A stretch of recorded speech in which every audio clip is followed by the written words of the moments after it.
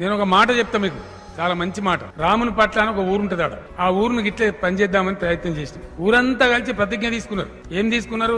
ఊరిలో ఎటు కాకుండా ఉన్న వాళ్ళు ఎవరైతున్నారో, ఏ పని లేకుండా ఎవరైతున్నారో వాళ్ళ కోసం మొట్టమొదటి ఉపాధి ఏం చేద్దామని ఆలోచించిన ఊరంతా. ఓ ఎకరమో అర్ధెకరమో 2 ఎకరాలను కనీసం వ్యవసాయం చేసుకుంటాడు. ఎక్కడ ఏం లేని వాళ్ళు వాళ్ళ నుంచి మొదలు పెట్టాలి మన పని. ఆ ఊరు ఎంత గొప్పదంటే వాసాల మరి కూడా అట్లే చేద్దాం. ఆ ఊరు ఏం చేసినారు తెలుసా? ఒక 2 ఆడవాళ్లకు 2 మగవాళ్లకు కుట్టు మిషన్ పని నేర్పించారు హైదరాబాద్ తీసుకుపోయి. ఆ ఊరోళ్ళందరూ ఒక ప్రతిజ్ఞ తీసుకున్నారు, బట్టలు వాళ్ళు వేరే ఎక్కడ కుట్టియరు, 4 దగ్గరనే కుట్టిస్తారు. ఆ ఊరోళ్ళు ఎక్కడ బట్టలు పట్టించుకోరు. తద్వారా ఏమైంది? ఆ 4 కుట్టు పని మీద ఆదాయం దొరికింది. ఊర్లో వ్యవసాయం ఉంది, అందరం ఎరువు బస్తాలు వాడతాం, తురకపాలి కాడ కొనుక్కొస్తాం, లేకపోతే ఇంకో కాడ కొనుక్కొస్తాం. కానీ వాళ్ళు అట్లా చేయలే.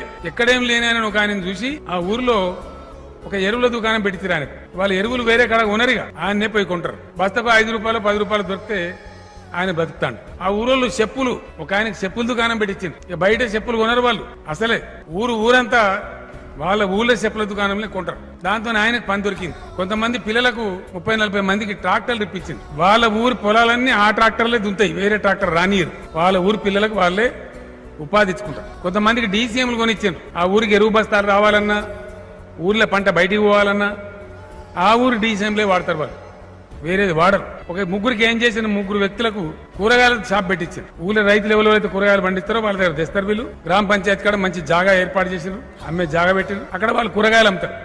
ఊరందరూ కూరగాయలు అక్కడనే కొంటారు, వేరే కాడ కొనరు.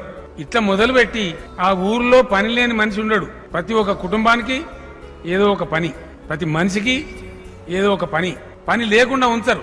అప్పుడు ఏమైంది? ఊర్లో ఉన్న అందరికి పని ఉంది, ఊరందరం ఆనే ఉంటున్నాం. దాంతో అద్భుతం జరుగుతా ఉంది.